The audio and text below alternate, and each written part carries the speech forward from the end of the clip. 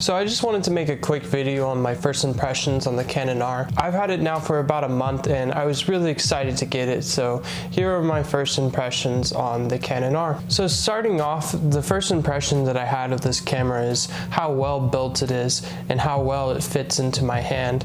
Now this might not be the case for everyone, but for me this camera just feels natural in my hand. I have very large hands and it grips just perfectly into my hand. Also, it has a very deep grip, so my fingers can fit on there very nicely. The buttons are very accessible on here and I hadn't had trouble with reaching one of the buttons yet. Now, I will say that the slide touch on the front of the camera is not very usable, and I know this is a problem with most people, is that it's either very useful or not useful at all, and for me, I do not use it at all. So moving on to the actual camera and its interface and everything. Its interface is amazing. It is so easy to navigate and so easy to get to your settings, and if you don't know where it's at, there's tons of forums online on how to get to what you're looking for. Some of its best features include its ISO range, its autofocus, and its eye detection. Starting off with its ISO range is 100 to 40,000, which is plenty of ISO range that you'll ever need. So using it for astrophotography is fantastic, as you can bump that ISO up without sacrificing noise. Now, I will say that if you're doing anything and you want to keep images sharp, I wouldn't recommend pushing it past 6400 ISO,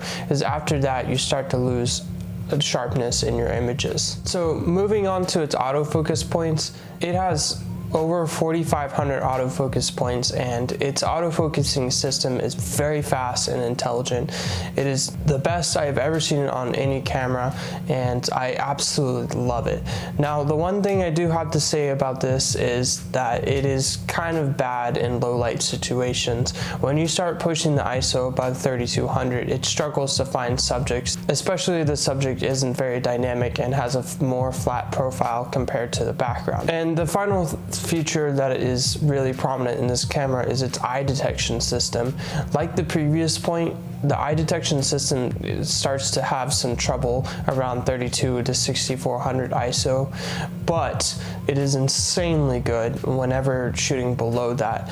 In fact, I almost always have it turned on when doing anything portrait-wise or anything where there's a human subject in the picture. One of my main concerns about this camera is how fast it can actually shoot an image.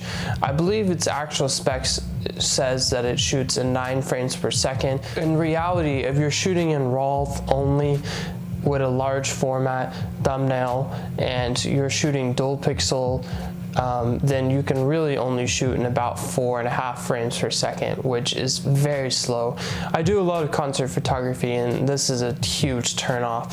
However, if you shoot in manual or RAW plus a small thumbnail size, then you can shoot up to that 9 frames per second. So I utilize that a lot, but considering that the R5 is rumored to come out with 20 frames per second, I'm not very happy with how fast it can shoot. Another downfall that I've already mentioned before is this slide touch. It's just not very useful, and I wish that they had a joystick dial or some other button there instead. One other function that is extremely annoying to me, especially for astrophotography, is its zoom in feature on the LCD. In order to get to the zoom in function, you first have to press the spot metering button, which is doubles as the zoom button, and then you have to press the info button. I do not know if there's a workaway around this, but before on my SL2 you could just press that button, it would zoom in, and then you could press it again to zoom in times 10 and press it one more time to get out of it. Now you have to press that button and then press info. Another annoying feature is switching between video and pictures. It's one more step on this versus my SL2. You now have to press the mode button, hit the info button, and then you're able to select one of the movie features. However, I will say that the movie function of this camera is great because you can set up 3 profiles to shoot in. So if you're trying to shoot in between different frames per second or having different aperture modes, then having the 3 custom functions is fantastic for video. And finally, some of my last thoughts on this camera is that if you're looking for a excellent portrait camera or low light photography camera, I would say the R is probably the best camera on the market right now. Its portraits and color log are just insane for when rendering human subjects. If you're using this for video, I wouldn't highly recommend this camera as it can shoot in 4K, but there's a crop factor which is annoying. But if you're not wanting to shoot in 4K like myself, then its ability to shoot up to 120 frames per second and 720 and 60 frames in 1080p is good enough. Also, one of the best features on here is the fact that you have drag touch autofocus. I use that function all the time, especially when shooting out of the viewfinder. And the viewfinder itself is completely amazing. Coming off of an SLR camera, having the LCD screen through the viewfinder is amazing, and the ability to go through your settings and everything is fantastic. So that just wraps up this video. If you like this video, just give it a like, and I'll try to make more videos like this, especially since I have a whole collection of cameras behind me that I can do reviews on and impressions. So just make sure you like this video and subscribe to me to see more content like this.